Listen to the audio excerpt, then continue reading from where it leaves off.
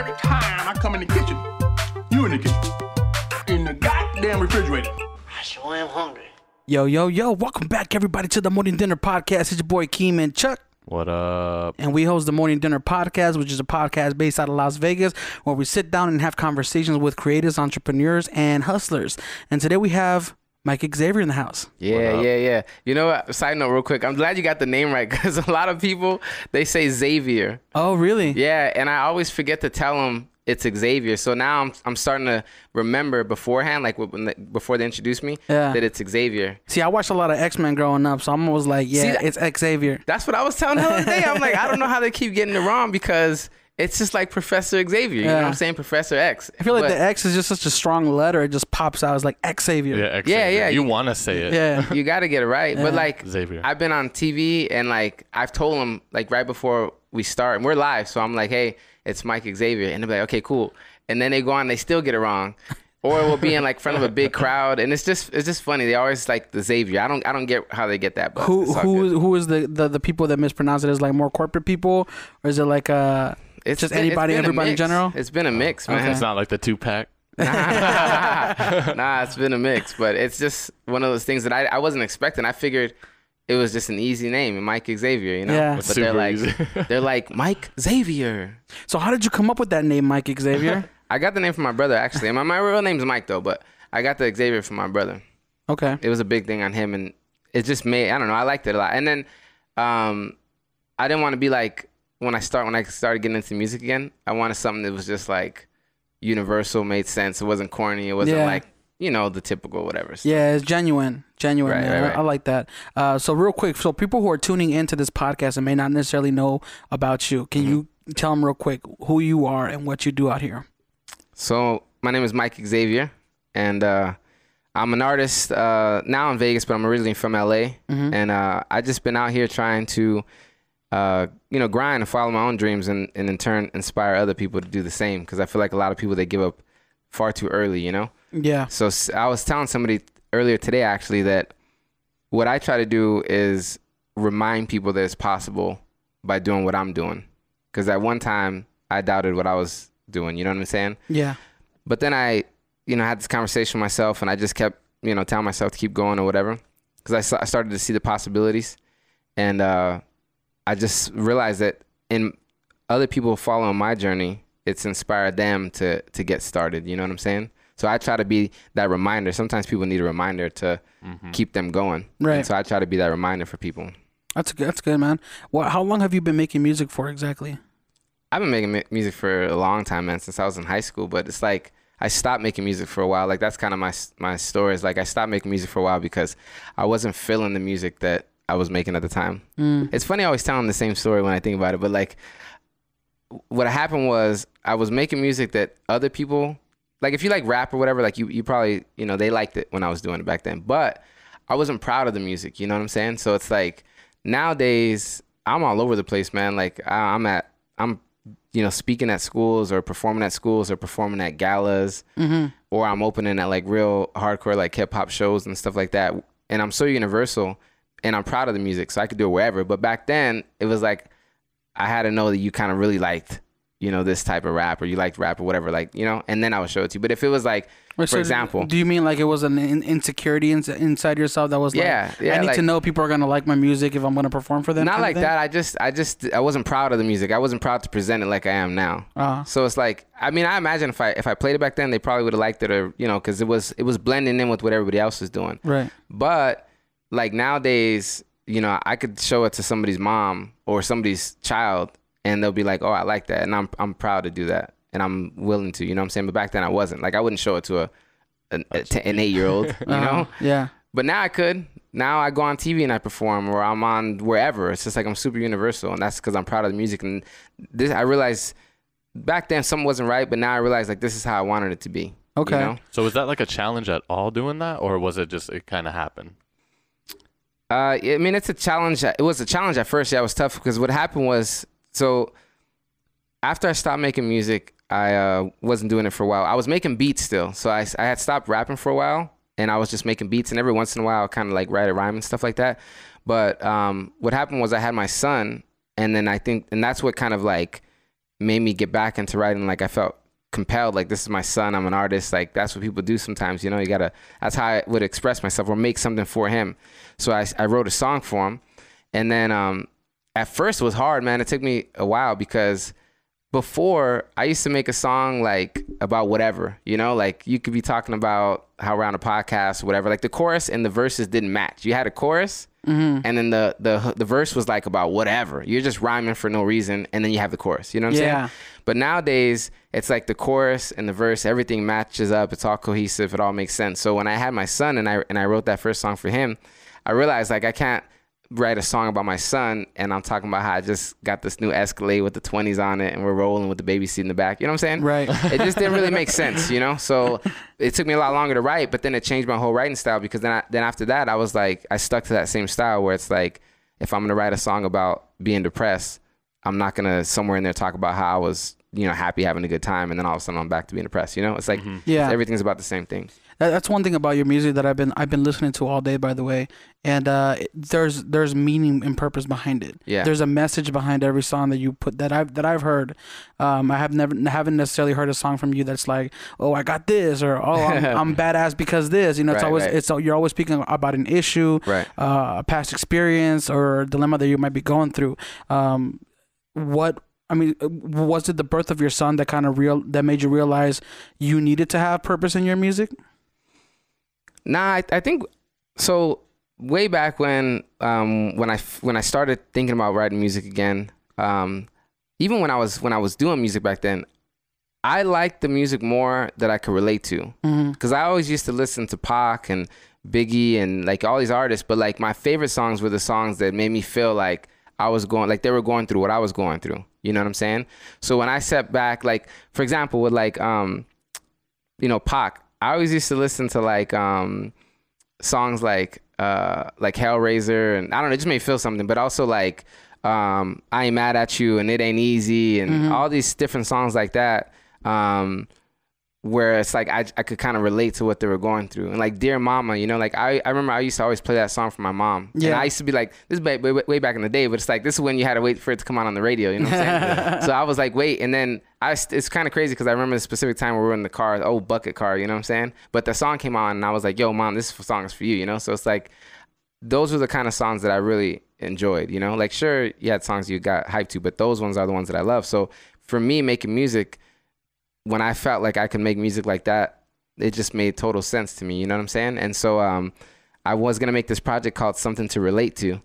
And it was going to be all songs about like just things, life or breakups or being depressed, whatever. It never came out, I never ended up doing it. But all the songs were just about something, you know? It's just about life. And I used to wonder too, like, how many songs can I make about, you know, life or something? Because I'm like, I got a song about a breakup. Like you can only have one of those. You know what I'm saying? Well, but if you think about it though, I mean, how many love songs are there? I know. What I mean? Yeah. Literally, I feel like it literally is just how you explain. Like it's also how you formulate the production and the rapping and the flow on it. I guess that's also the artistic side of it. So you can still use that as like, it's still original in that sense. Because there's this artist that I've worked with a lot, emcee Magic. His entire discography is all love music. But for some reason, like there's so many different songs on there. But I feel like even though every song's about love, I feel like there's so many bangers. You know what I mean? Like there's not bangers, but like there's so many songs that I relate to and I love and people grew up with and people take differently. You know what I mean? Because you never know when you write a song how someone's gonna perceive it. You know, like for you, it might have been, oh, I just wrote that in 20 minutes. Somebody's gonna be like, yo, that I got married to that song, or that's a song I proposed to, or whatever. You know? Right. So. And see, my thing is now I realize that because back then when I first started, I used to think like, oh, I guess I could just, I mean, you have a breakup song, then you have a breakup song. But I've written more songs about the same topics, you know, similar, not exactly the same, but just kind of about the same thing. And I mean, I realized that you can have a breakup song about how it's a process. So it's like the one where you miss them, the one where you're like, oh, I left, I'm glad, I'm happy, I'm not with you no more. And, you know, things like that. The one where you're upset. So you have there's a lot of variety that you can put into like making different songs about something that's kind of like a similar subject. You know what I'm saying? Yeah. So I realize that now. And well, even if you listen to a song like the Backstreet Boys, or was it Backstreet Boys or NSYNC, the one that goes bye bye bye? That's NSYNC, right? That's NSYNC. That's NSYNC. Okay, so that's NSYNC. So it's a song about a breakup. It's a bye bye bye. Right. But the tune of it is so happy and upbeat, right? Right. It's almost like an anthem, but it's about something that's not a positive thing. Right. Or maybe it is a positive thing, but it's yeah. There was actually a word for that. I forgot what it was called. Yeah, I always forget. And when I started sharing the music originally, what happened was people, because I was driving for Uber and Lyft, and you have it on your profile like what you do. And so everybody would ask me, like, oh, what do you do? Or show me something. They always say that's like the typical thing, show me something. So then I would show them something, but I had written some songs that I like at the time. I had wrote like 10 songs, and I hadn't recorded them or anything like that. So I was broke. I didn't have no money to do any of that anyway. So I was just writing them, and I remember my lyrics. So I don't write them down. Oh really? Yeah, I just remember in my head. For a few different reasons, but I've been doing that for so long now. So it's like when I was doing that, I already knew all the songs. So they would be like, show me something. And then I would just ask them, how do you feel right now? Yeah. Are you happy, depressed? Or what do you think about, And so in a way, it's like a freestyle kind of thing? Yeah, based on, it'd be a written song, but it was based on what they were feeling at the time. And so like a lot of people were like, going through it, or they were depressed or sad or whatever, breaking up. And so I had like some really good breakup songs too. Yeah. And I would share it with them. And then people were crying in the back of the car, Yeah. And so at that point, I'm like, man, I got to really, do something to get it out there. What happened prior to that is I showed one guy, because we were having a conversation about it. And then I showed one guy and he was hype. And me, I'm kind of like, just from what I've been through, I'm like, I'll believe it when I see it kind of person, So he was like, hey, come to the studio. And he was like, Pharrell's here and all these name dropping people and stuff. And I'm like, all right, I'll go over there later on. And so I went up there, and it was him and 2 other guys and this girl. And I just did those songs that I had written already. And they were really feeling it, and they were hype. And I was kind of like, all right, cool. And then when I left, I was still driving. I just left there, and I just started driving again. And so I'm like, let me show some more people. And then I started showing people. And then I just kept showing people when they would ask. So I would never be like, yo, I'm about to put on my, not like that. You don't want to be that guy. So I wasn't that guy right. Where I'm like, bumping whatever. It was just them asking, or it would come up in conversation, whatever. And then I would show them. But they would be hype, and people would always be in the car. I had one song recorded, finally, that I recorded at that place. And they would be like getting chills and stuff like that, or they would cry. So I figured they can't fake that emotion. So it must be something real, Mm-hmm. And then I decided to just get the songs out, and I've been on this mission ever since. Yeah. So do you have 5 stars on Uber or what? I did, yeah, for sure, yeah. I mean, you freestyling for people, and you kind of giving them a little performance too. I think that's above and beyond right there, man. It's crazy. I got songs that were inspired from times that I just ended up chilling with the people, because it's like one night I caught this ride from downtown LA all the way to like Manhattan Beach, but it's like Sunday and it's like midnight, so nothing happening. And then I didn't get another ride, so they're like, you want to chill? And I'm just like, all right, whatever. And I ended up writing a song based off of like a conversation that I was having with one of the people that were there that night, so things, you just get inspired by different things, man. Definitely, man. What would you say has been your biggest struggle as an artist coming up, or your biggest how would you say it, Chuck? Hurdle? The multiple hurdles. At first, the biggest hurdle in the beginning was being naive enough to think that people were gonna help you out, So it's like I went to a studio in the beginning, right? Now I'll tell you, I'll share the story with you, because this is what like flipped the switch for me. And I was like, never again. I'm not rocking with nobody. Like, I'm gonna just do my own thing. So I went to the studio to record, and I recorded this song, and they were acting like it was all cool. You know what I'm saying? It was all good, whatever. And then I was like, okay, cool. Like, the guy who had took me there, he was like, everybody's acting like it's all good or whatever. And then when I was like, yo, let me get the song, they were like, yo, we can't give you the song because the dude who brought you here, he owes old boy some money, So then I couldn't get my song. And I was like, nah, man. Like, I was like, all right, cool, whatever, man. And that was it. And then I didn't record it. I always was like, I'm going to get my own equipment. I'm going to do my own thing. And now I don't like recording with other people. Really? It's been like that for years now. Because I feel like, for one, I want to control my content. And I just don't like having people in possession of my music. You know what I'm saying? So I'm very, very, like, really tight with that. Because, like, that just rubbed me the wrong way. And Wait, so they try to hustle you? Well, they were just like, I mean, they acted all good, but then when it came time to like give me the work that I had put in, like the song, they were like, nah, we can't, because he owes them some money. That's crazy. Who had the guy that brought me to the studio? Yeah. And everybody was acting like it was all good, you know, he was cool. And I mean, it was all cool. They were saying, yeah, it's cool, don't trip. It's all good. It's all good. You family, whatever. And I'm like, all right. So then I was thinking it's cool, you know? Yeah. And so then I was like, all right, let me get the track. I mean, it wasn't even fully recorded. It was just like a demo, you know what I'm saying? Yeah. I was like, let me get the demo.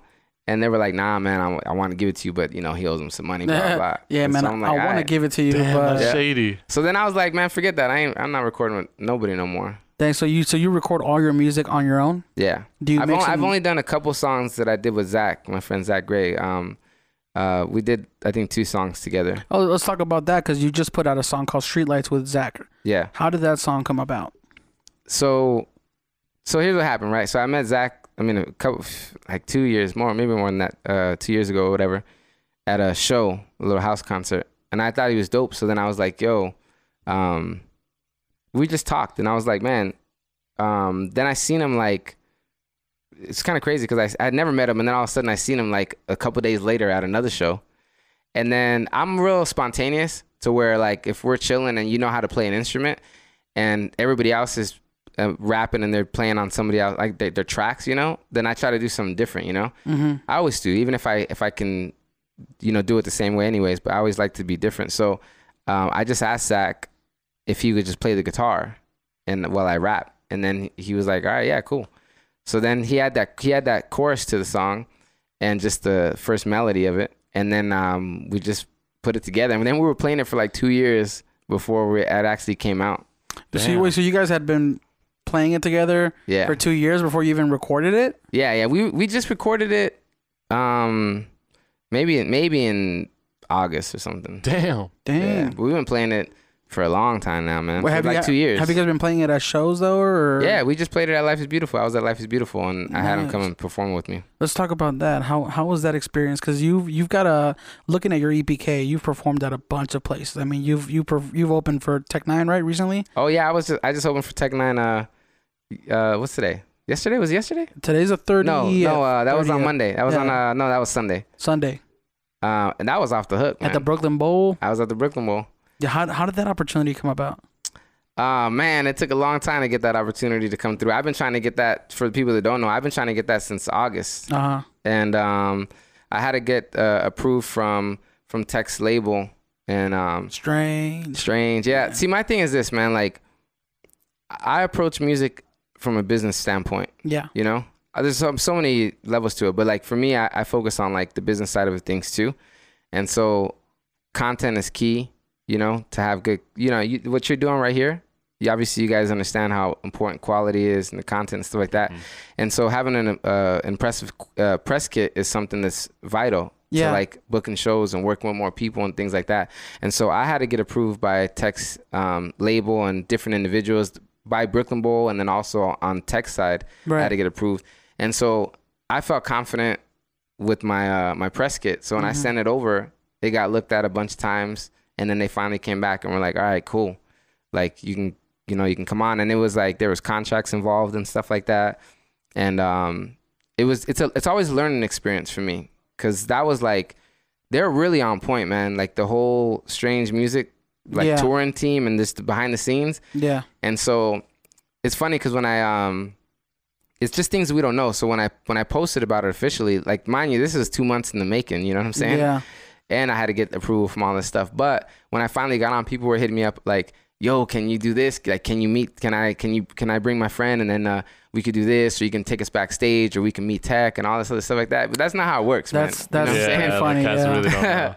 That's not how it works. Yeah. Like with Life is Beautiful, I learned so much. And with just doing this Tech show, you learn a lot. Because when you get there, like, you realize nobody's playing around, man. You know, it's business. You know what I'm saying? It's real business. Yeah, people don't understand that you have that opportunity because first of all, you've worked for it and you've created something that's special enough to be associated with Tech Nine, but then let's just say you did bring a friend with you who just wanted to meet Tech Nine. Now, whatever they do, their actions reflect upon you. Right. And that's something that they don't really think about. Right. I will say this, like, one thing about you that I do like a lot, man, is when you send me a link to your EPK, I was like, wow, this guy has an EPK. Like, this is how I knew you were serious. Yeah. First of all, you had a website where it had all your information. You had a bio, you had your music, you had real videos. Quick, just for the viewers who don't know what an EPK is, maybe just as kind of like explain it, you know what I mean? An EPK is a electronic press kit. Right. It's essentially a way for an artist to be able to send a link, a web link. It's a resume for it could be a resume. It could be text.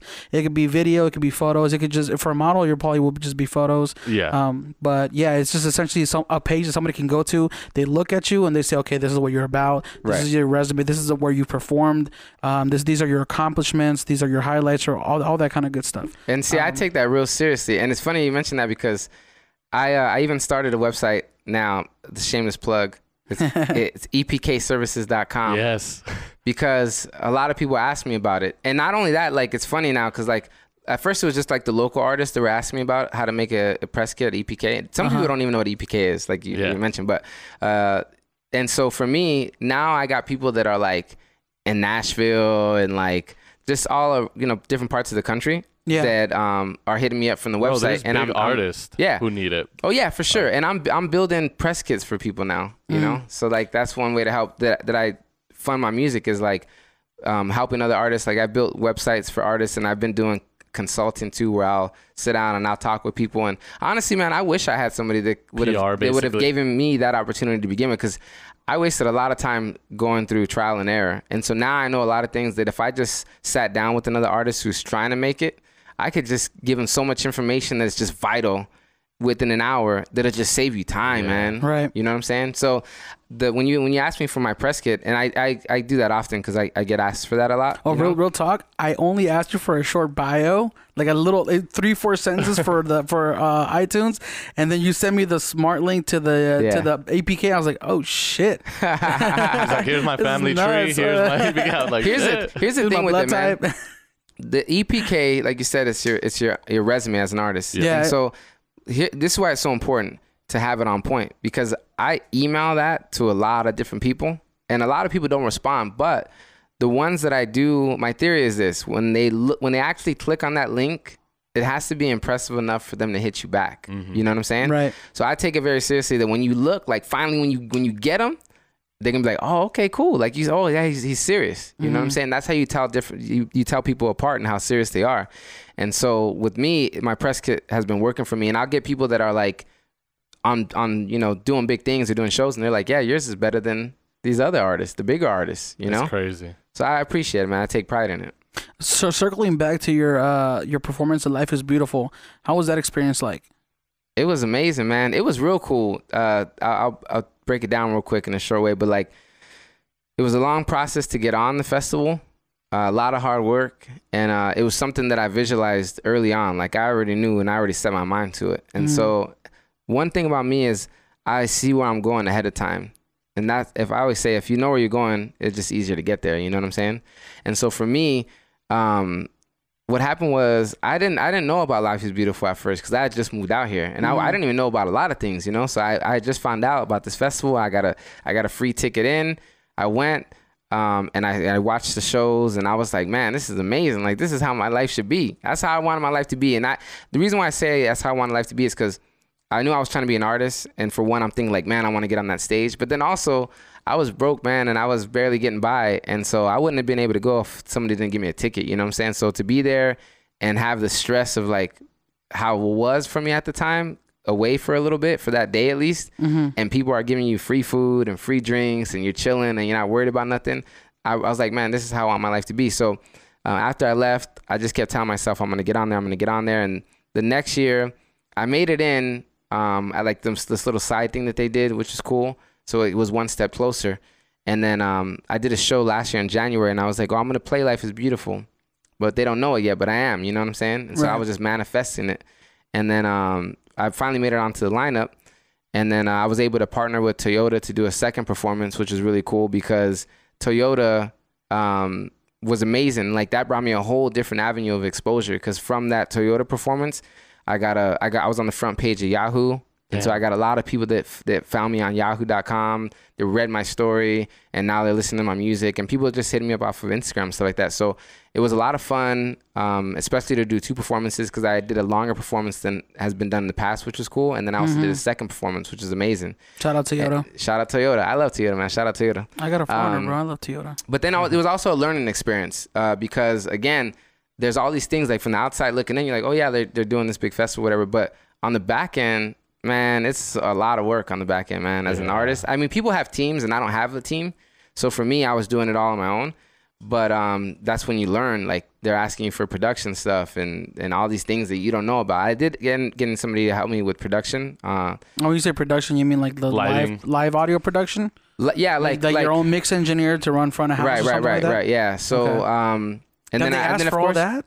Oh yeah. I thought I would assume a show that big that they would have somebody running the board there. Well, here's the thing. So they have it, but if you have your own people, it's just more like, you know what I'm saying? Like they know what you're doing. The they know less how you they want have it. to do for you, the more easier it goes. Yeah. So and then it's kind of like, I guess, it's like they say, like, I mean, you could bring your own people and that's your people. Like it's gonna be good. Yeah. It's kind of like stock or whatever versus like you're bringing your own ride in. You know what I'm saying? Or whatever. Yeah, I used to work at the city of Henderson. They had a Henderson Pavilion, and there was a lot of big acts that would come through, like Weird Al. We had a lot of country artists, and every time there was a big show that would happen, they would always come in with their own audio tech. Like even though we had stage technicians there to run cable wire, curtains, fly rails, all that stuff. Because you just have to think about it. Yeah, like, that's they know the show. sound. Yeah, and they're on tour, so it makes it easier because it's like they come through, and then for the sound guys that are already there, I've never talked to them, so I don't know, but I imagine they're not too worried because they just now they're chilling. You know what I'm saying? They don't got to worry about nothing. But I did have lighting. I was gonna have a lighting guy, but I played during the day, so it wasn't really that big of a deal. Yeah. But I had a sound guy, and then I had my media team. Like I do have like a media team where I have photographers and videographers that I constantly work with, and it's always the same team of people. And then also with Life is Beautiful too, it's like I've been grinding for a while now, and so it's like the people that have been helping me out through the process of always coming to my shows and always making the videos for me and always shooting photography for me and stuff like that. Like I also wanted to, reward them and bring them along. Like, they've been with me working. So it's this is where we're at now. You know what I'm saying? So come out and chill and enjoy and get an artist pass where now you're chilling. You know what I'm saying? So it's like, it's good to be associated with that kind of thing. You have a song called Sunshine where it talks about being a role model to other people. Do you feel that that's something that's lacking in the hip hop industry? Is songs that kind of speak to being a positive role model and having that positivity in your life? Yes. And I think it's there's people out there that say it, but I think what reaches more people, what reaches the masses is the music. Mm-hmm. You know what I'm saying? And that's just how it works. So it's like what people consume more is the music that you're putting out there that's going on Spotify and iTunes and the music video and stuff like that versus an interview that you did where you were like, yo, tell the kids to stay in school. You know what I'm saying? Like that's really not getting out there. But what you're talking about in the song, that's what's, reaching the masses. So if the fact that I do it on my music, I feel like reaches more people and influences more people. And some people have recently, called me a role model and stuff like that. And that's cool, because like I have my son and my nephews and people that are around me that like, I want to be able to be an influence on them. And then also it's like, it works for everybody else too. You know what I'm saying? Like I'm talking like I did a show the other day and this girl was like asking me if I can come talk to her elementary school students. You know what I'm saying? Mm-hmm. And that's for me, that's just like talking to my son. So it's all good. I could do that too. You know what I mean? Right. You know what I'm saying? And then I was at a college career day like 2 weeks ago and I hosted a workshop and I was a keynote speaker. And these are teenagers, you know what I'm saying? So it's real. I'm able to talk to whomever and just kind of uplift or whatever I got to do. That's dope. It kind of circles back to the whole in your EPK you have a part where you mention backing up your words with actions. Yeah. How have you managed to fulfill that? Oh, you're talking about on my bio, right? Mm-hmm. So like I try to give back and I try to uplift people, but now just think about it. So like I hosted a toy drive last year and to try to give back. I've went out and fed the homeless before and stuff like that. And now, you know, at the level that I'm at now, like I'm trying to put other artists on. Like back in I think it was like June or something like that. Like I hosted a networking party to bring people together. Like I've been trying to do what I can to bring people together to create like nourishing, like collaborative relationships, you know? I didn't get the invite. You can get the invite to the next one, that's for sure. Okay. I just thought of that. You guys get an invite. We ain't shit. Okay. But it was cool, man. It was cool. The RSVPs went quickly. People came out. It was a lot of fun. And now I've been doing this event I call City Vibes, which has been really cool. And the whole concept behind that was like, I mean, I performed all over in Vegas, you know, but I know that there's some talented artists that haven't had the opportunity to perform at the Bunkhouse, which is one of my favorite places to perform. I've had several shows there. And I wanted to create something where people can come and express themselves. So it's an open mic. The first part of the night is an open mic. And then the second half is performances by like a curated lineup, you know, of artists. So I don't perform. I just try to put the other people on, and then I host the night. You know what I'm saying? Which is really cool because the open mic has been really popping and it keeps getting bigger and bigger. So how does that work? You just go up there randomly, or you have to sign something? You have to sign up. You have to sign up on the open mic. But here's the thing. So the very first one was cool. It was a lot of fun. And then the open mic was still popping. But then the second one, I couldn't fit everybody on the open mic because people started hearing about it. You know what I'm saying? So then they came, and it was borderline where it's like just the right amount of people.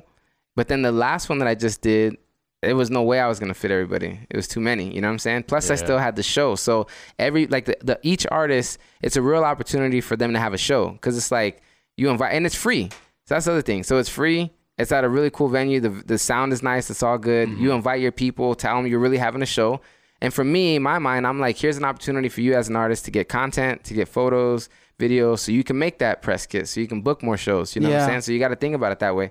And so, it's been popping, man. And now I got another one on Tuesday, November 13th. And a lot of people are hitting me up about it. Like, can I get on the open mic? And I just keep stressing, like, just come early because it's like I can't fit everybody now because it's getting big, you know? It's cool. That's tight, man. Yeah, whenever you do something positive like that, man, you tend to attract people from all walks of life. We want to do something similar in that aspect, but more for like the photographers and creatives out there, even models.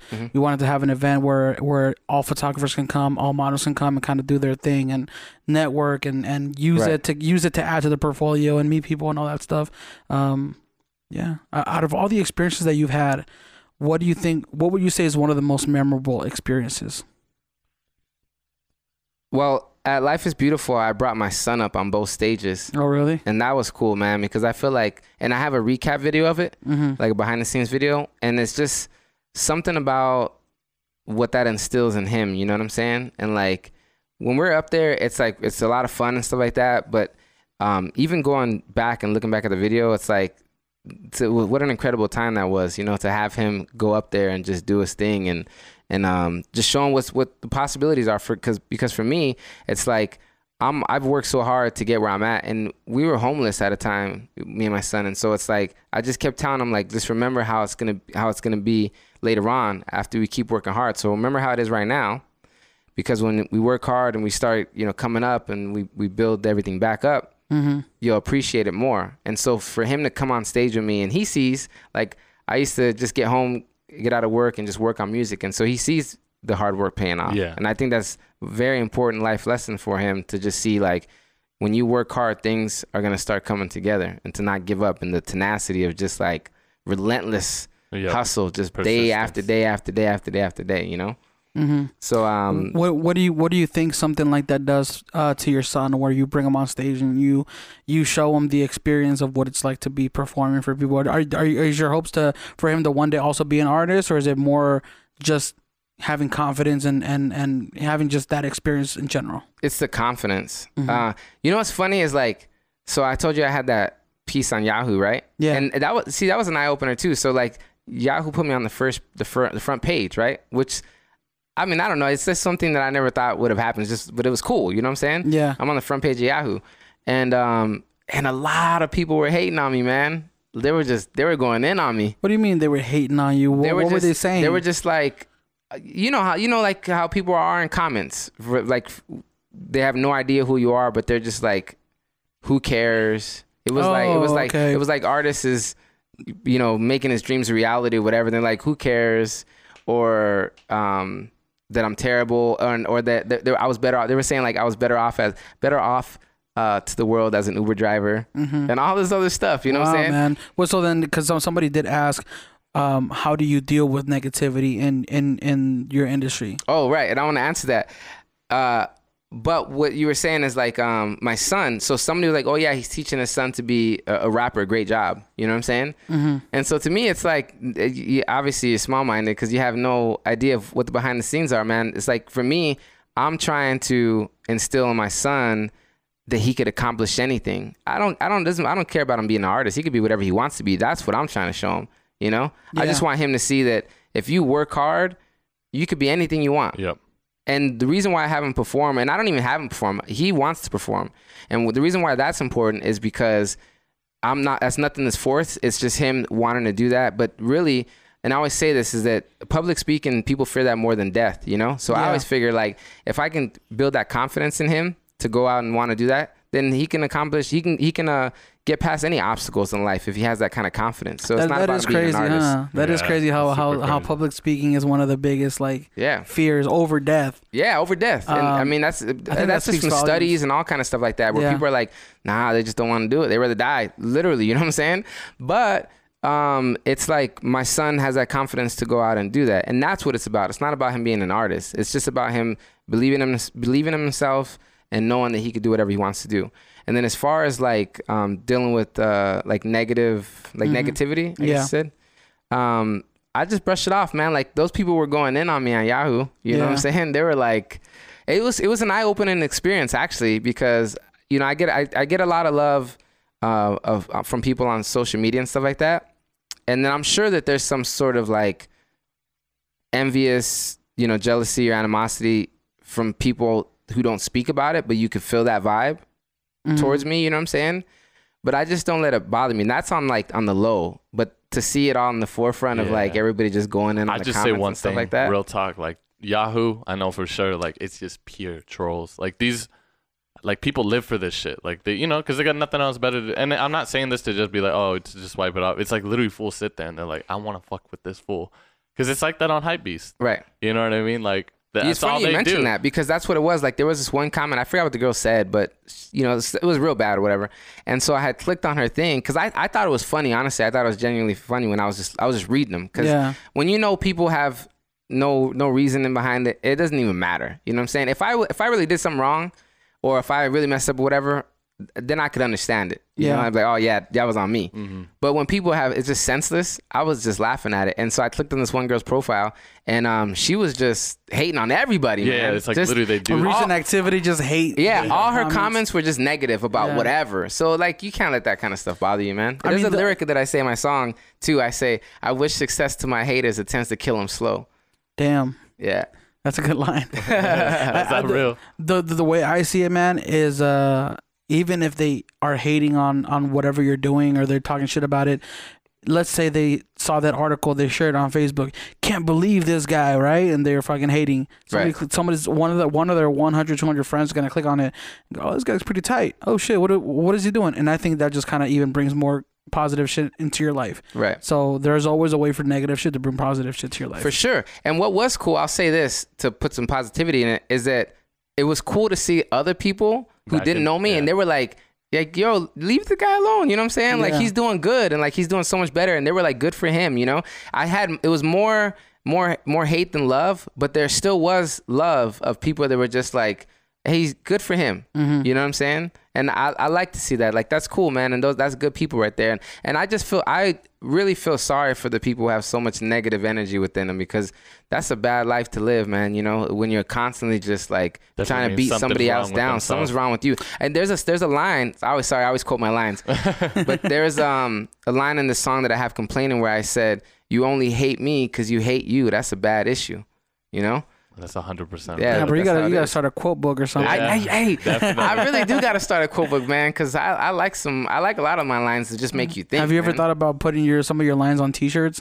I need to. Yeah, I've thought about it before. I need to find like the best way to do it. But a quote book, man, for real. I'm like a big fan of myself, man. I think that's how people should be about their art. And like sometimes I listen to my music, I'm like, oh man, I like that, man. Like that's just makes you think about life, man. I like thought provoking stuff. You know what you should do is you should just like as a hustling kind of marketing advice here. You can take this and run with it if you like, but you don't have to. What if you did do like a PDF of your quotes, right? You kind of like took a quote from one of your lyrics and then you explained it with a photo, right? You made a 30-page PDF. You put it for free download on your website, but people have to sign up for your mailing list. Oh yeah, that'd be dope. Yeah. That'd be dope. And even just thinking about that right now, I'm just thinking about just lyric stickers, you know? There just you go. Lyric stickers. A quote, you know, like decals for your car. And whatnot. Just something that's like, you know, a little different, where it's like you just have one line or whatever, and that's just like a sticker. Well, real quick, so do you sell hard copies of your music, or is it all digital? So on my last EP, I ordered a bunch of hard copies. And I in the beginning, I didn't have them in time for my EP release show, but I ordered them, and then some people were buying them online and stuff like that, and I just been selling them at shows. So I have some. I think I have like a few left because I kind of sold out of like most of them. But my son sells them for me, so he's always hyped because he doesn't normally get to go to the shows with me. So every time we go to a show where he can go, and he likes to sell it for me. So like one time we performed at a church recently actually, and my son was like, yeah, can I sell CDs? So I took 30 CDs, and I was like, I guess that's enough, because I mean they don't ever sell like that, you know what I'm saying? Like 30 CDs, whatever, because some people buy a couple or whatever. But I took 30 CDs thinking that was cool and more than enough, and I performed, and my son was in the back doing his thing. I'm not really thinking anything of it. He's just getting his little hustle on, doing his thing. And when I came back, they were all gone, and I felt bad because a couple people wanted to buy some more, but they were all sold out. And so I ended up mailing a CD to one of the ladies who wanted one, and then I didn't have one for her.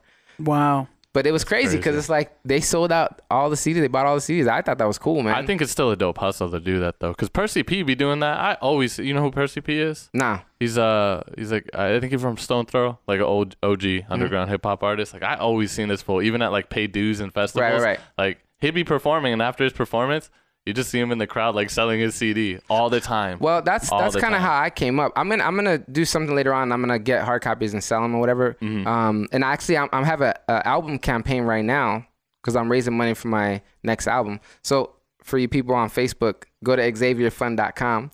But I'm raising money for an album, and I'm selling autographed CDs on the campaign. But that's kind of how I came up in Vegas. I just hit the ground running. So what I did is I had recorded some songs, and I must have passed out like probably like 1,500, 2,000 CDs in Vegas. So I just made them on my computer, and I just wrote my name on them. And every time I would go to open mic, wherever I could, I would just give out CDs for free. Yeah. And what I noticed in the mentality of the other artists that I was meeting at these events is they were always trying to sell their CD, you know? But what I always noticed is that sometimes I couldn't even give away my CD for free.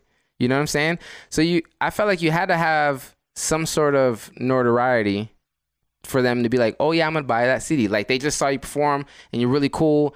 You know, they're feeling you, or I'm gonna buy the CD. But for me, the more important thing was I just want you to listen to my music. Just get the music out. Yeah, because I feel like people are curious. So if you give them a CD, they're just going to put it in to see if it's good or not. You know what I'm saying? But if it is, they're like, oh, okay. But here's the thing, too. Like, if you have these stickers with your lyrics on them, because your CDs are very personal. They're your music, and that's your work, right? It represents you. A lyric sticker can be something that's very general. Like, let's say you have a quote that's it's very true. It's very positive. It's very dope. It's a dope quote. People are more prone to buying that dope sticker than buying your CD because I don't know this guy, but I do like that quote though, right? Right. So I think like if you do end up selling more CDs, I think you should do like a fan pack. We have a poster with quotes or something, or like a sticker, and kind of make it a whole little bundle, man. What do you guys think of posters? We were having this conversation today. I was thinking about merch ideas. Do people still like posters? Yes, 100%. Do people still like posters? 100%. I guess like this is the whole thing, the exclusivity of it, making it very exclusive. Don't just make 1,000 of them or 100,000 of them. Make 50 of them signed and make them really nice, and then people would be like, whoa, like this is fucking tight. I don't know, man. Like MC Magic, when I go to his shows, he always has 2 different posters, and he's got thousands of each one. However, he does like a fan pack thing. Damn, MC Magic is a different monster. You supposed to say MC? No, I said MC Magic is a different monster, bro. Bro, like, yeah, but that just goes to show that people do buy posters still. Like he'll do like a whole bundle where it's like his CD, true. 2 CDs, a poster, and something else for like a bundle of like $30 or something like that. And people on here are saying they like posters. I guess maybe I'll make some posters. I'm telling you, man. Do it, man. Yeah. Overnight prints. We'll do a morning dinner poster. Yeah, I have to get some Exclusive posters, man. run. And I noticed like at some of these shows that I perform at, they have the artists sign the posters and stuff like that. So maybe I can have one poster cool like for my own, keeping or whatever. Is like have people that come to the show, sign the poster or something like that. That'd be cool. But yeah, man, there's so many different ideas of like how I can. Oh, for sure. The merch. I was thinking about different merch ideas today. Yeah, vinyl's expensive, man. Damn. But I mean, people ask me for it, but it's like it's just expensive. So I gotta like I think to like I don't know. I was looking up one site or whatever, and it was like $2,000 for like 100 or something like that. 150. It was just a lot, Yeah, it's a lot, and it takes time too. It takes like a month. It was something. It was like a low number, but it was like in the 2,000 for like not a lot. And I was like, man. That's a lot of money to put out there. Yeah, I say definitely like when the time comes and you feel ready and you feel like it's gonna be in high demand or right, for sure. You spoke earlier about how you kind of felt jaded through the whole collaborating with other people as far as the studio aspect came to it. And now you record your own music. Are you more exclusive to collaborations now, or do you look for collaborations with other people, or are you kind of just doing your own thing? Here's the thing with collaborations. A lot of people hit me up for them, but I'm just so busy, man, and I'm trying to get this music out that I have that I just don't have the time, Like I got a lot of shows. I do everything by myself, and I have a whole album that I'm trying to get out right now that I have so much work to do. So honestly, like with that one with Zach, I mean, we've been doing that for 2 years, you know what I'm saying? Right. So that was like on my Spotify, I only have 2 people that are like features or whatever. One's my man Camden West, which is a song we've been doing for 2 years. So that was real quick. He came to the house, recorded real quick, bam, done. Zach, we've been doing that for 2 years too. So that's the only 2. But besides that, I'm just always so busy, man. And I feel like with what I'm trying to do right now, like I gotta prioritize on like this is what I need to get done first. And then when I have the opportunity, if it really works, cool. But it's just I'm so busy, man. So could I kind of ask like what's the goal right now? Like what are you pushing for? Well, right now, I mean, I got it all mapped out, and it's I'm sure for like some people, it may be hard to understand because they don't know how it is right now. But like some people will hit me up and be like, "Hey, can you do a show with me? Next month, or can you do this?" But I got shows going into next year. You know what I'm saying? That are already mapped out way ahead of time, and I got this project that I'm trying to do. So I have like a whole 6-month plan.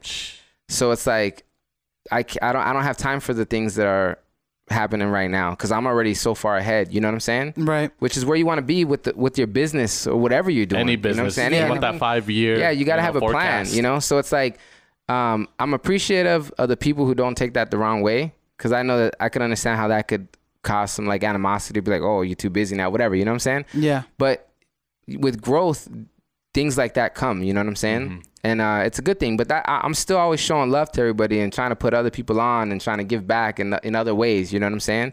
But my time is so limited, and I used to say that it's gonna slow down, but it's not, man. It keeps getting more and more. Yeah, man. Especially as you get more gigs and you get more of a bigger fan base, you're definitely gonna start seeing less. I mean, you're gonna have to be more. You're gonna have to have somebody who's in charge of being productive with your time, like scheduling things out and like right now I'm kind of. I mean, just a thought, something that I'm actively thinking about is like building a team. Like I feel like I'm getting to that point where I could build a team with the right people that are doing things, you know what I'm saying? And that'd be beneficial just because of how busy that I'm getting, Like, yeah, I always love to work on what I'm doing. And so it's like, I don't have free time, you know what I'm saying?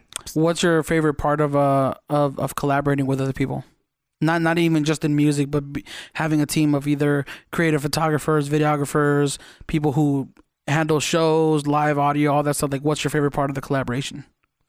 It just takes like weight off your shoulders. You know what I'm saying? So it's like, if you have some, like with the production thing with Life is Beautiful, it's like I could have did the whole production, you know, side of things or whatever. But if I have somebody that's like willing to do it for me and I know they're going to do a good job and I can put that trust in them, then okay. I have a hard time letting go unless, because I'm so hands-on. Right. You know what I'm saying? So we really got to be tight, and it really, like, I really got to trust that you know what you're doing. Because I've had people that offer me all kind of stuff, but it's like, you got to know, it has to be quality stuff, you know what I'm saying? Or I got to know that you're taking it just as serious as I am, because I take it very seriously, you know what I'm saying? Even with mixing, one of the things for me that's like, I've kept going back and forth on is whether I should mix my music or if I have somebody else to mix it, right? Because it's really time consuming to mix the music, you know what I'm saying? Like, you guys know. It's a whole craft. It's a whole thing. So for me, if I wish I could just record it, cool, send it off. You know, like the big artists, like Pac, how he was in the studio every day, he just recorded a verse, cool, that's done, next one. But I can't do that because, like, I try to have my music mixed by other people or just experiment with that. It's not. And I realize it's just as good as I could have did, or it's not as good as I could have did, because I notice things that they're not caring to like I would, because it's my own music. You know what I'm saying? So then I'm just right back to square one, where it's like, I just got to put the time in to do it. You know? Damn, that's 100%. Crazy. Like I do agree with that. No one will ever care about your music and your work as much as you do, or they won't take it as seriously as you do, because it's yours, right? But I also do feel that one of the most important key elements of being a successful person is knowing how to delegate. Oh yeah, for sure. And I used to, because you can never do everything yourself. No. Yeah, you can't, man. And I used to be a manager, and I know how to delegate well. If I had the right people to delegate to. Yeah, you're still trying to find those people. Because then if not, you're in that position where it's like, what's the word? I might as well do it myself. Yeah, because you're doing extra work. You're like handling his work and your work. So it's like, I could have just like I do right now. I do all my stuff. So it's like I do all my graphics, like that Streetlights cover. That's tight, I made man. that. You know what I'm saying? Like, I mean, I make mainly all my covers and stuff like that, and I mix all my music and stuff like that. So it's like, it's just a lot of work that I do. But at the same time, it helps you learn a lot, man. Oh, for sure. Because then it makes it easier to know somebody's doing what they're supposed to be doing, and that they know what they're talking about. Right. You know what I'm saying? Like, now I have people approach me like about being a manager. Like back in the day when I first was getting started, they're hyping you up. But now I know all the stuff that's going on, so you can't really come hype me up and say like, oh yeah, Mike, like I'm gonna be a manager and I could do this and this and that. You're gonna give me that. Because that's not how it works. Yeah, you know what I'm saying? Wait, so you don't have a manager right now? I don't have anybody, man. That's just me. Okay. I don't have a booking agent. I mean, I do all this stuff by myself, you know? That's crazy. So I was just going to ask too, do you want to be on a label in the future? Do you want to do your own, or what's like the whole deal with that? I have mixed feelings about that, man. And because I feel like it's real risky, you know what I'm saying? And I'm confident that I could do it on my own, you know? Yeah. And for me, here's the thing, like, you can make a living out of music. I don't think it's hard to make a living out of music on your own, you know, putting the work in, you know what I'm saying? Like touring, doing shows, stuff like that. Like, you can get to that point. But what people think on the outside looking in is like, you got to be like this multi-millionaire, making all this money, doing all this stuff. Like, you don't got to do that. You know what I'm saying? No, not at all. Yeah. It depends on your luxuries are. I mean, dude, even go into like, there are some people, who don't have that big of they have 100,000 followers. They don't have 5.6 million, and they're living they're paying their mortgage. Yeah, they have a house, they have a car, like they're touring. There's people who they don't need to make millions to survive and be able to make a living out of it. You know what I mean? And it also goes down to expenses too. Like, you know, people who are artists tend to kind of rely on having a job because they don't know how to budget and actually like reduce their cost of living. You know, like, oh, you want to be an artist, you want to live off your artistry, but you also have an $800 car payment. You have a house that costs $1,300 when you could new shoes. You keep buying all these new things, but it's like, yo, you got to think about it. What's more important, you having all these nice things, or you being able to do what you love and being able to pay for all that stuff with the stuff that, you know, with doing what you love? Because it's funny, we were literally just talking about this with Zelly, because she seems like she was like, oh, I finally learned how to budget this year, right? You know, which a lot of people, it's funny because like a lot of people will laugh, but there's like 80% of the population has no clue how to budget fucking money. Like, people do not know how to handle their money at all. A statistic that says like 90% of people in America like have less than $1,000 in their bank account. It's true, man. Here's the thing, man. I'm not worried about the money because I know that, like, I know I'm doing good. You know what I'm saying? I'm doing something right, and I'm impacting lives. And every time I meet somebody and they see me perform and they talk to me, they're very sincere in what they're saying. Like, something's different with what I'm doing. And I believe that. Yeah. So I'm not worried about the money because I know the money will come. You know what I'm saying? For sure. And when you're getting the opportunities that I'm getting, and they just keep getting bigger and bigger, that's like nothing to worry about, man. Because eventually I'll make more money than I know what to do with. You know what I'm saying? Like, right. Because it's like, that's just what comes with it. When you're doing good work and you know, people know what you're about, and opportunities come, you know, partnerships come. People want to work with you. They want to do this. Like, hey, Mike, do this and we'll give you X amount of dollars to do that. You know what I'm saying? I'm best person who proved that was kind of Chance, man. Chance did it well. Right. From what I know. I don't know if there's like a behind the scenes thing or anything, but from what I know, like, I followed him since like the beginning, and he did put in work, and now he's doing what, if I was a successful artist, I'd be doing that too. I'd be giving back to my community and doing all that for sure. Right. You know? And I try to find, that's one of the things I say, and I've said before, it's like, I'm going to have to find ways, like, I'll enjoy it, trying to find different ways to be creative, to give back. Yeah. Because I'm not worried about money, man. If I was worried about money, I would have been doing something else. You would have been doing the shit you were talking about. Yeah, like, I would have been trying to do something else, because I can make money if I set my mind to it. I can do anything that I set my mind to. You know what I'm saying? But that's not what it's about right now. Right now, it's about making an impact. You know, doing what I love to do.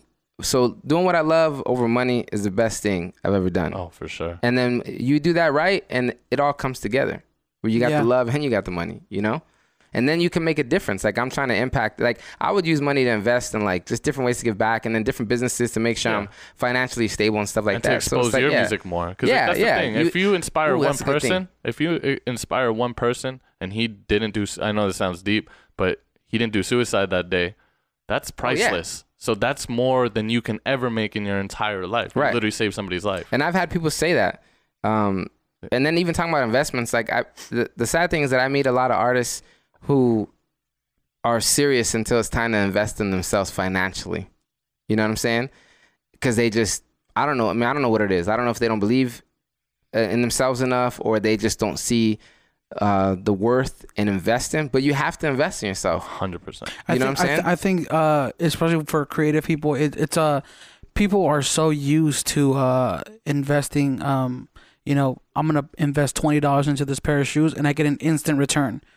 People aren't used to the mentality of, like, yo, I'm going to buy this song. It's going to cost me $100, $200, whatever it is. It's going to hurt, but it's ultimately going to give me something that I need to have for my career. And people aren't used to think of that long-term mentality. You know what I mean? It's not going to be an instant return. I mean, maybe you might have an overnight hit, but most likely could take 5 years. And that's why I respect you, man, because, like, you do the same thing I do. I like doing everything myself first. Right. I like learning it. You know, because it teaches you a lot. It also makes sure you know if somebody else handles it, you're like, yo, I know that's not the right way to do it. Because I just did this, and it doesn't take that long. So I like truly respect that, you know what I mean? Man. And that's investment right there, too. It is investment. And then see, like, if you look at my Instagram or you look at my press kit, like, I have so many videos and so many high-quality photos.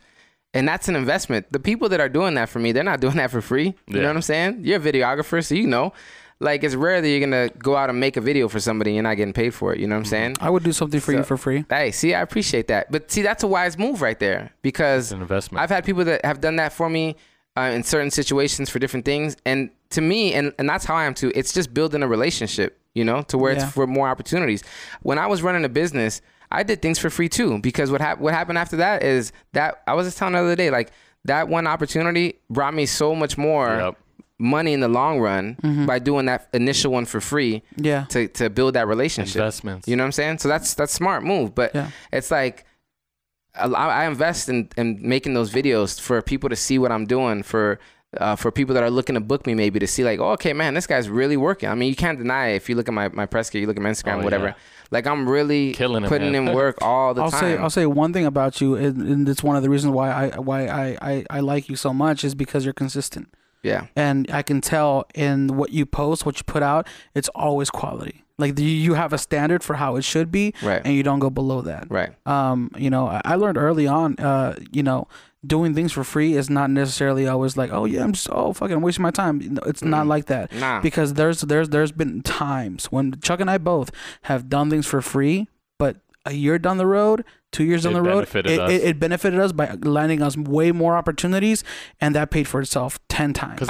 Yeah, same thing. I mean, see, that's the thing that people don't get, and I try to put it out there. And sometimes you can't teach people those kind of things. Yeah, man. well, because people, it's the ego. It's the ego, man. Yeah, you just have to be. And like for me, even like with business wise, I've done the same thing. But even as an artist, like I've performed before where somebody's like, I wish I could pay you, but I can't. But I would love for you to perform. And I'm like, okay, cool. But then those same people have came back and paid me a lot. Yep. Yeah. You know what I'm saying? They're like, hey, Mike, I got it.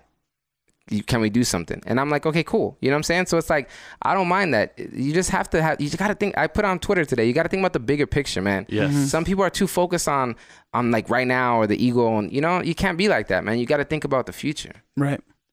So let's speaking about your performances, you used to perform as a solo artist, but now you're more with a band. What was that transition? Ooh, I'm sorry, you just made me think of 2 lyrics. Yeah, go for it. I always do this at random, but I wanted to say that beforehand. So, because you talked about the work. Yeah. There's one of the real, I mean, I just love this line on Sunshine, because you mentioned earlier, as I said, I'm so obsessed with my dreams that I can't sleep at night. And that was like just the realest thing ever, because I was really like, I couldn't sleep, man. Because all I kept thinking about is what I have to do. Just work on music. And so that was like, just came to me, you know what I'm saying? I'm so obsessed with my dreams that I can't sleep at night. And I just love that line. And then there was something else that now I can't remember that I was going to say, another lyric. But yeah, I want to like keep going. Consistency is like everything, you know what I'm saying? And then back to your original question, which was... you made a transition from performing as a solo artist to with a band. What caused that transition? The desire for improvement. Mm-hmm. Oh yeah, I like that. That's good. Because we had a Xavier on I can't remember, episode 20. Yeah. 23, one of those. And she actually stopped performing with the band, and now she's more solo, right? Yeah. I remember that correctly? Like she wants to do she's it. more so. I had a conversation with Xavier at Life is Beautiful, actually, and we talked about the whole band situation. Mm-hmm. It's hard. And the thing about it is that I mean, I got a good group of guys who are grinding, and I mean that's what they do. You know what I'm saying? So shout out to the Nora movement. We got to tag them in that later, but shout out to them. So they're always grinding, and you need to work with people that are like that. But then at the same time, like it's very difficult. And in Xavier's case, and I don't know all the specifics, but just from watching who she's played with in the past, you have a group of very talented individuals that all have lives and are grown, and they got responsibilities, and so it's hard to keep a group like that together because everybody has a different life. Whereas I got a group of younger guys who like this is all they want to do right now. They don't have the kids, they don't have the wife or the husband at home or anything like that. They're just like, we just want to play, you know what I'm saying? Yeah. And so it works well, but I'll admit it's very difficult to get everybody at a place at the same time, to get the schedules right and stuff like that. Like even setting up like rehearsals, it's difficult because you got different, I mean, even with the guys, it's like you have different schedules for everybody, you know what I'm saying? But the guys are very committed. And so with Xavier, I understand it because it's difficult to keep people together. And it is easier sometimes where it's like, for me, like for example, like sometimes I can't do a whole band. And in the past, I was really like emphasizing on the band, give me the band, let me do my thing. Mm-hmm. But I'm sure without me knowing, I was losing opportunities too, because people are like, nah, Mike comes with the band and we can't have a band for this show. All right. You know what I'm saying? So luckily people have, offered me opportunities without the band, which has opened some doors because I've been able to do shows with and without the band, typically like an artist would in my position, like a rapper or whatever. But I wholeheartedly prefer to play with the band. I will say this too is and it might just be the genre of hip hop. When you think of hip hop performing, you always picture a solo guy on stage. Or a DJ. You don't necessarily, or a DJ, right? You don't necessarily think hip hop and rap get this general like stigma of like, oh, it's not music because it's a beat, right? Right. But when you bring that aspect of musicianship into it, and you have some guy who's playing the bass, one guy playing the drums, one guy playing guitar, whatever it is, you now have a group there's no excuse for saying that's not music. And I think that kind of brings people in who are ignorant to the fact of hip hop actually being music, and it gives them that opportunity to go to the door and say, okay, this is tight. Right. You know, and they don't know why. This is this guy, he's rapping, but I don't really like rap that much, but the band sounds dope and the music actually sounds dope. And the whole time they're listening to you and getting to know your lyrics and getting to know you, you know? That brings it opens the doors for more people because it's like it's lively and they're feeling it. Yeah. And initially I just wanted to enhance my performance. You know what I'm saying? So for me, that's what it was about. It's like you always got to dream bigger. You know what I'm saying? So for me, it was like, okay, I got a DJ, but I want something more. You know what I'm saying? I want to like get out there and perform live, like how you see these big artists and these stadiums are performing and stuff like that. And so I wanted to do like that. And shout out to DJ AR who just DJ for me at the Tech 9 show, which was cool. And I could do the DJ thing. You know what I'm saying? Right. And I'll admit, like it's like a give and a take, because like the songs, they're the song, so it's like that 808 is hitting. I love both. You know what I'm saying? Honest, like, so both of them are cool, and some people have their preference. I prefer to play with the band, but if I got to do it, people are still entertained, and I use this as a reference, right? So it's like, because I used to way back in the day, I used to sell TVs, and so it's like what you have to realize, and I told this to Shabrielle too, and that helped made her feel at ease. Is like, you can play without a band and people are still going to love you. You know what I'm saying? Right. So when I used to sell TVs, I used to tell somebody that's like, they were looking at this $5,000 TV, like, man, I wish I can get it, you know?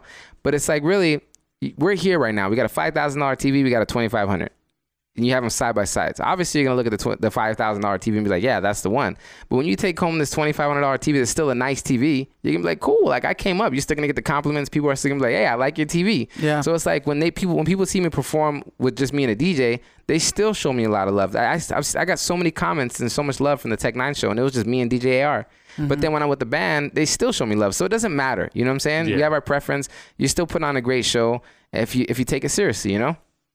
Man, that's so tight. Because like the one thing I feel like with live bands, for me, why I'm a little strict with them, is the sound. It has to be fucking superb, because I want to hear everybody's like musical, what is it, like their instrument, like being able to play their instrument at their best. Because I went to a Black Milk show.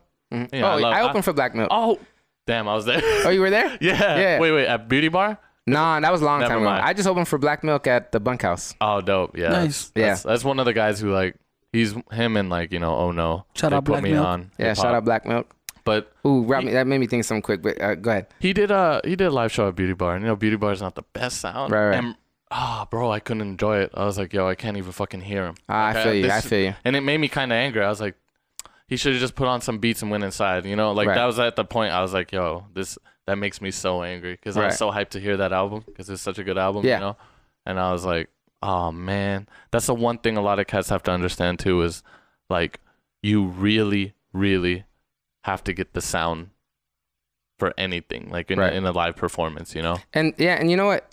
Playing with the band is not for everybody either, you know. Because you gotta know how to. And I've got this compliment a lot of times, and where they're like, you know, so my guys, you know, they play with a bunch of different people, but I've had people that when they see us perform, like they see that chemistry, they see that energy, or you know, I'm able to almost like, you know, like in a way that everybody feels cool with, able to what's the word, like, you know, like organize things, you know, on stage in a way that makes everybody feel cool and it's still all good, where it's like, kill the drums or give me more, you know, this and that, but it's lively and everybody's still cool with it and it's all good. You know what I'm saying? So you got to know how to orchestrate all that, if you will, crazy. You know? And some people, it's like, it doesn't work for them. I've seen people attempt it, but it just doesn't, I mean, it doesn't work for everybody, you know, vice versa. So what's something that, oh, sorry, you were gonna, I just forgot what I was gonna say, but oh yes, I wanted to say this because it's important. Manifestation, you know. Yep. So earlier this year, I was telling my girlfriend Katie, shout out to Katie right here. Shout out Katie. But I was telling her, like, I want to, you know, focus on opening for bigger acts. You know what I'm saying? Like, that's my thing. I just want to, like, you know, begin to establish, because you get to a point where you got to keep moving. You know what I'm saying? You can't keep performing for the same people. You can't keep performing for your friends. It doesn't 100%. Get you anywhere like that. You know what I'm saying? Right. And so my focus was like, I want to perform for opening acts. And so far, she was like, all the stuff that you were telling me you wanted to do last year, like you're doing it right now. You know what I'm saying? Yep. And like, I realized like, yeah, I'm right. You know, you're right. I've been doing all the stuff I said I was going to do. And so it's like, I talk about opening for people. And like this year alone, I've opened for Black Milk. I've opened for KRS-One, opened for Tech 9, opened for The Game, opened for Evidence in LA. So it's like, I've been doing just, you know, killing it because that was where my focus was. And manifestation is incredible, man. Set your mind to it and go out and do it. Right.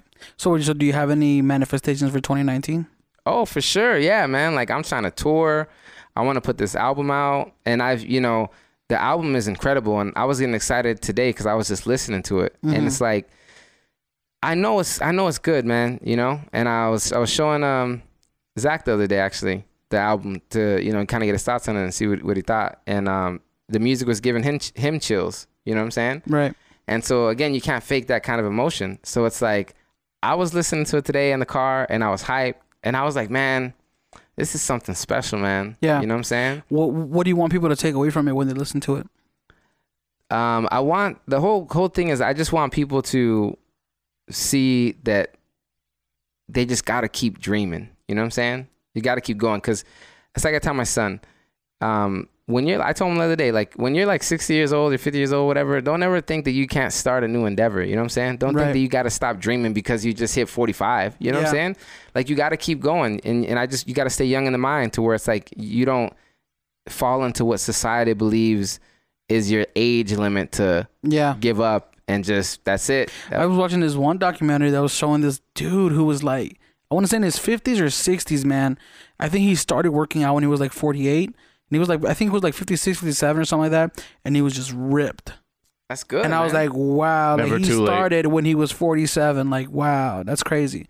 You know, that's one of the things and it's very important how you kind of mentioned keeping a young state of mind, right? Because there's people who are 20 and they're already like, oh, dude, I just want to settle down. I want to do this. I'm good. I'm good. They already have that 55-year-old state of mind, as opposed to like I have friends who are 30, who are in their 30s, 40s, and they're like, oh, dude, let's go do this. Let's go do that. Like they're just constantly wanting to do new things, try new experiences, and just kind of live their life. I had a girl who was early 20s, and she said she couldn't do music anymore because she's already past 21. Oh my God, bro. Yeah. You know, so it's like, yo, how old was who's that rapper, man? Not Waka Flocka, was it one of these rappers who does like mumble rapper trap music? They're like in their 30s, bro. No. These rappers are like, they're in their 30s. Like they've been doing shit since their teens, right? But the music that genre didn't catch on until they were 29, 30, 40, 34 years old. Like who? 2 Chainz. 2 Chainz. That's what I'm talking about. 2 Chainz. He was 2 Chainz. I think 36 or something like that. When he made it, like when he quote unquote like made it, rebranded and did all this stuff. Man, here's the thing, man. It's possible, man. We put our own limitations on ourselves. So if you're too young to do something like here, okay, check this out, right? So I was at House of Blues, I think it was last week, and I was doing the workshop and keynote speaking and stuff like that. And so after I was finished, you know, a bunch of these teenagers were like, they wanted to talk to me, you know what I'm saying, and ask me questions and stuff like that, which I thought was really cool. But there was this one kid he was like, man, Mike, I'm 17 and I can't perform anywhere because he's a DJ. He's like, I can't perform anywhere, and so he's like, what do I do, you know? And I was like, man, you know what? Keep working right now. Work hard right now. Just have that patience because you can't do anything about your age to get into these places. Man. But what you can do is you could keep working right now so by the time you're 21, you're going to be like killing it. You know what I'm saying? And I told him, listen, this is what you do. This is what I recommended to him. I said, start doing your mixes. Make sure your skills are on point and build up your following right now with all these kids that are your age, so that they're following you. So by the time you're 21, you can come to a venue and be like, listen, I got 300 kids that have been following me for years that are going to come through. If you give me a gig, let me do a set right here. And I could easily bring 200 kids in here. Right. Because I did the same thing right now. Too, man. No excuses, bro. Like I went out of high school. I was doing graphics, and then I started doing video and photos. I couldn't get into any of the clubs. Right. You know, because all the artists I was working with, they were like, oh, no, you have to be 21. And I was like, damn. You know what I mean? So I worked hard. I got into some of them, you know, like just kept talking to them, like, please just let me in. Just let me in. And then I got my fake ID. I know it's not the best thing to say, but you gotta set your mind up for stuff. success, man. And that's what I was telling these kids the other day. It's like, you gotta set your mind, for anybody really, you gotta set your mind up for success, because our mentality, people's mentality these days, is what stops them. It's not that you're not capable of it. It's that you mentally put these crutches on yourself, and you just can't do anything. Yeah. But if you can get rid of these mental crutches, and you could stop all the blocking yourself mentally of like why you can't do it and this and that, then you're gonna be all right, because you are capable and it is possible. But you just gotta believe it, man. So you have to set your mind up for success, and that's where a lot of people fail, is they just talk themselves out of it. Yeah. Instead of saying like, I can't do this, say I should, because. Mm-hmm. You know what I mean? And that kind of would lead you to a more positive direction. One thing with life is just, you shouldn't be dying with regrets. You know, live every day to your fullest as best as you can. That's what I believe. There was a quote that said, that impacted me, was like, imagine you're on your deathbed. How many dreams would you have lying around you that are like, I'm dying with you, my friend? Yeah. Damn. I should have. Exactly. I should have did it. I mean, even going back to the whole, there's no age limit to anything. Like, you know, oh, I'm 40. It's too late for this. Nope. What about the dude who's 80 looking back? Don't you think he wish he was 40 with the opportunity to start doing it? Like, the guy from KFC, he was like 65 or 60 something. He started KFC at that age, and he set his family up. Damn. I asked this one guy one time. I like to do this. I always ask older people, you know, for life advice. Mm-hmm. And I asked this guy. He was like 70. I think he was like a vet and whatnot. And I said, you know, what life advice do you have? And he was like, one of the things he said is that I said, if you could have went back and talked to your younger self and give yourself some advice, what would you say? He was like, I would have told myself not to worry so much, because I used to stress myself out thinking about how am I going to do this? How am I going to do that? Whatever. But at the end of the day, it was all right. Mm-hmm. And I'm still here. Yeah. And all those things that I was stressing about, it worked out. Yeah. And then he's like, and then there's another woman told me that she's like, she wished she would have just did the things that she wanted to do instead of letting the fear of failure stop her. And she said there's so many things that she wanted to do that she was like, nah, it's not going to work. Or nah, I probably can't do it, or it's too risky or whatever. But man, honestly, like that's a fear of life for me, is like not doing the things that I want to do in life. And then later on, you're like, man, now I'm 60, 70 years old, thinking about how I could have did it when I was 30. I could have did it when I was 25. Yeah. I could have did it when I was 45. Imagine you're 65 and you're like, man, you know what? I could have started a business at 45, and right now I'd be good. Yeah. You know? That's one of the, even when you think it's too late, just remember it's not. Because even you said, like, what if you are 60 and you are 70? What if you were 80? Don't you think you could go back 20 years? You know what I mean? Like, people always, and the people say this with like even their personal goals as far as like working out and things like that.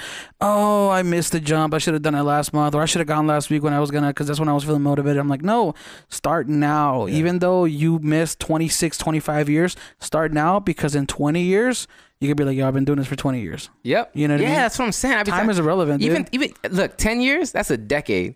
You could start right now at 45. Put in 10 solid years. At 55, you're still cool. You're still older. You're still doing your thing. You're not, too old to go out and live your life. You could be traveling the world. Yeah. You know what I'm saying? You go build a business, whatever you want to do.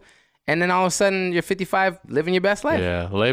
Labeling shit is just super overrated to me. Like age, fucking any of that is super overrated. I was going to say one thing, though. Sorry. Go for it. It's just, the other thing is, though, too, just don't make jumps without knowing. Like, like if you don't know how to paint, don't say you're a painter. At least have some type of like back end. And that's one thing I'll say on it's my opinion. Like, I feel like you need to have some type of foundation before you make a jump. Oh, you mean like quitting your job and just following your passion full force? If I quit my job right now and I started making socks. Yeah. Like, I have no clue how the fuck to do that. Like, I'd learn it, and you can. But you want to make a business. Yeah, like, do something you love and know it. It goes both ways for sure. I mean, you can definitely, like, people say sometimes the best way to learn things and to get experience is just throw yourself into the thick of it, right? Throw yourself into the fire, and then the fuel will burn, and you'll become a master of your craft. But also, if you have an opportunity, like let's say you are an artist, but you have a job. If your job can allow you to still create and produce and sustain you, until you make it or until you feel comfortable. Like, let's say, because we did talk to a financial planner at one point, and he always did say that you always want to have like a 6-month cushion, save up money, have a 6-month cushion, and then, you know, as opposed to just doing it full force and then having no backup plan or no cushion or anything like that. So definitely, I feel. Because the one thing that just like really like just bothered me. Another quote over there? Nah, I got something that I want to say. Yeah. Oh, just real quick. Because I just knew somebody, like, you know, I get it. Jumping in the fire is good too, as well. You know. Yeah. But I know somebody who put like almost $500,000 into a restaurant and completely failed, like instantly, like month or two in, done. Wow. Like dipped out too. It was like, because he borrowed so much money from people, and I'm just like, see, that's the shit. I'm like, all right, you could have. Because you could have murdered it with that type of money, for sure. Yeah. You know? What I was going to say is, I was going to say it earlier, is investing in that recording equipment, like I did after I got burned that time, was the best thing I ever did, man. Right. So me believing in myself to be like, man, you know what? I'm gonna invest this money that I could really use somewhere else. Mm-hmm. I'm gonna put it in this. And like, some people won't do that. And it was more than what people, like when I say get your content up or whatever, but they won't pay a couple $100 or whatever to get the photos or the videos. They won't do that. I spent, you know, I think at the time, like probably like $1,500, $2,000 or some whatever to get my little studio, home studio kind of set up or whatever. And that was the best thing I ever did, man. And so like, that's what got me here. You know what I'm saying? And that what leads me to the next thing I want to say based off of that is, people think you need all this big stuff. Like, you know what I'm saying? Like, you guys know, you got some cameras, you set your thing up, you don't see the obstacles, you're like, this is what we're going to do. Some people think they need this big recording studio or production studio, or they need to like work with all these producers, whatever. Find a couple tracks, mix, record, get it out there. You just got to get going. You know what I'm saying? That's the most important thing, is to start. People don't start, man. That's what kills it. Right. Yeah, I mean, we do have pretty nice equipment when it comes to video, but people also got to remember, we've been doing this for how long? This is our profession, though. Yeah, know what I mean? Well, it's also a profession, but these were one of the cameras we started with. We started with the same cheap little cameras that everybody had. You know, whatever you could get your hands on to get yourself work, build yourself to the level where you can afford this kind of stuff. Even these microphones. Yeah, we can afford to get $600 microphones and have that, you know, boom, ultra extra boost in quality. But it's also like, you know, if you budget things and you, like, for example, these microphones are $18, man. How can we use our creativity to make this sound as good as possible? Right? How can we make it work for us? And then once we've mastered this, we're like, yo, okay, these microphones, we've utilized the maximum amount, they're dying, okay, then you go to the next level. Right. But see, these even sound good, and that's what people's misconception is. They're like, nah, the microphone I need to get is $500. Oh, so I can't get started because it's $500. Bro, these are $18. You know what I'm saying? So it's like, make the best of what you have. Like, I look back and I listen to like the mixes that I did when I first was trying to get it going. Not the best. Yeah. But I put it out and people were still like, oh, they still liked it. I didn't like it now looking back on it. But at the time, I thought it was cool and I did the best that I could do. And I put it out there and I still gained fans. So it's like, you just got to work with what you got, man. And now everything's so much more enhanced. But that's just because I started back then and I've been learning since. Right. So you just got to start, you know? Real talk. Yeah, people like in photography, people always ask me, hey, man, so I'm thinking about getting into photography. What's the best camera? What's the best lens, right? And I go, dude, use your phone. Right. If you don't have a portfolio, go use your phone. You don't have a phone, go use your dad's phone, your friend's phone. Work with what you got, man. Work with what you got. Check this out, man. When I was in LA, I didn't have anywhere to record, and I had my equipment. And I was just telling the story to my sister the other day because we were reminiscing about it. And it's like, I knew that I was gonna have no excuses. I just wasn't gonna let myself be held back like that. So when I didn't have anywhere to record, I went and I recorded in the back of my car. It didn't work out, but I tried. Yeah. You know what I'm saying? I sat there. The determination was there. I sat in the back of my car trying to record. Didn't work. Didn't sound good or whatever. But I just knew, like, man, you know what? By any means necessary, I'm going to make it. I'm going to do something with this. Right. And even if I didn't have any to record, I'm going to figure it out. And so that's why I look at people and I'm like, you know what? People, I encourage a lot of people. I just can't accept excuses from people. You know what I'm saying? Oh, man. Like, you can't tell me, and people normally don't, because you just can't. You can't tell me, oh, Mike, like, I'm trying, but I just have this little studio mic at home, whatever. You can't tell me that. Right. I was recording in the back of my car. You know what I'm saying? Yeah. I started with nothing, and so it's like, you just got to go and get it. If you want it bad enough, it'll happen for you. You know what I'm saying? There's always 1,000 excuses not to do something. Yeah. Oh, yeah. It's easier to make excuses. It's easier to give up. Yep. That's why I tell people, it's like, it's easier to give up. That's why a lot of people do. Yeah. But don't, I said this the other day, because somebody asked me a question about it. It's like, I almost gave up on the idea of giving an artist, but I didn't. And I talked myself back into it. And I always that's one thing that's about me, is like, I always talk myself back up. And I encourage people to do that. Even when you got nobody in your corner, nobody else, when you're literally by yourself, feeling depressed, talk yourself back up. Listen to motivational speeches. That's what helped me out too. I always say, go to YouTube. If you're ever feeling down, for whoever's watching, go to YouTube, type in motivational speeches, and that will lift your spirits, man, if you're ever feeling down. But that's what I did. But I just was like, you know what? I'm just going to keep going, Right. And so that's how you had to be, man. Let's fast forward to the near future, 2019. Here, you're on tour. Who's coming with you? Who's on your dream bill? Man, who's on my dream bill? I'm trying to tour with J. Cole, man. That'd be cool. Yeah. I'm trying to tour with I think big, Right. So you have to. Yeah, you got to think big, So it'd be cool to do things like that, to where it's like. Also, I want to do festivals. I want to go on a bunch of different festivals and things like that, but not just locally, but all over the U.S. Oh yeah. It's funny. I was this girl hit me up today on Instagram and was like, "You should come to South Africa," and was like, "I'm like, yeah, I'm coming to South Africa." You know what I'm saying? Let me know who I could contact. Like, where can I perform at? And she was like, "Yeah, there's a bunch of festivals out here, and I'll try to find out, who or where or whatever." You know what I'm saying? But it's like, people hit me up from the UK. I mean, South Africa, that was really cool, because it's like, yeah, for sure, I'd go out there and do a show. But it's like, it's the fact that people are hitting me up like that. Some girls like coming to Iowa today too. But it's like, I feel like it's just these telltale signs that it's coming, man, that you're heading in the right direction. Yeah. When people from all these different places are requesting you, Right. And they don't even know you. I mean, they just see me on social media and they're like, yo, come over here, perform here. You know what I'm saying? Like, that's cool, man. But yeah, I want to tour. Even if I do my own tour and I'm just grinding it out, going to like all these different spots where I can, and I'm just hustling, trying to get people there, whatever. But ideally, I like to go on festivals, because I think that's really universal, and you just get a mixed crowd. Okay, let's see. One of my last questions was going to be, what is one of your biggest failures that you look back upon, and think, how do you look at it? Do you look at it as, even though it was a failure, you still gain something from it? Yeah, everything's a lesson, man.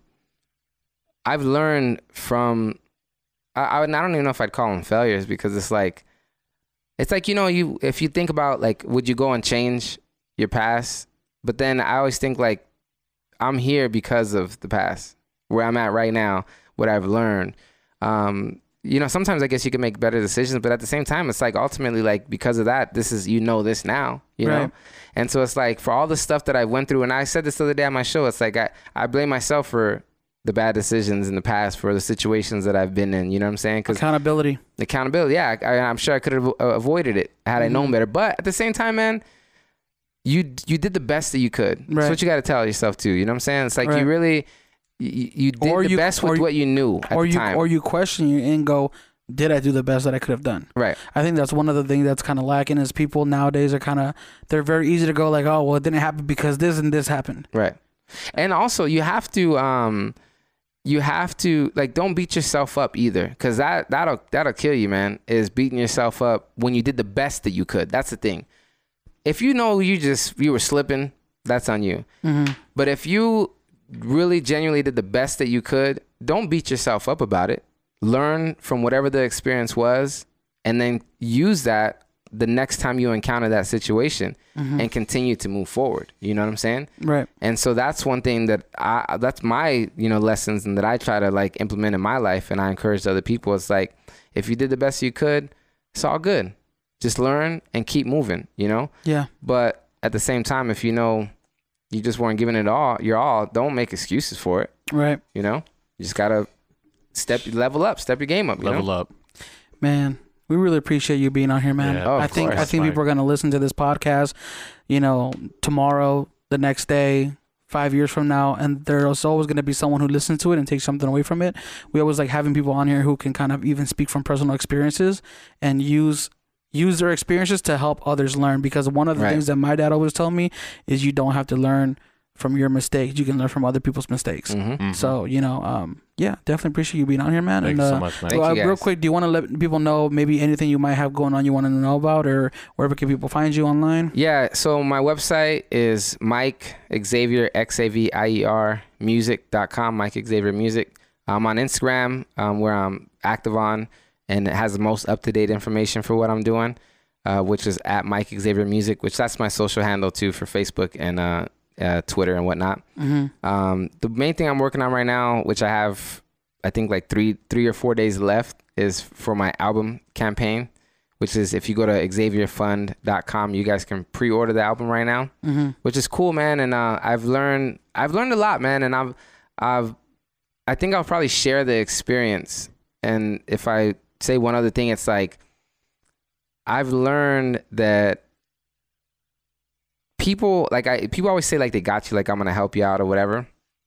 And I have people. It's been an incredible learning experience. I've been learning a lot lately. You know, doing these festivals, doing the shows and stuff like that. I've learned a lot. But even like trying to raise money, I learned a lot, because I hit up a lot of people,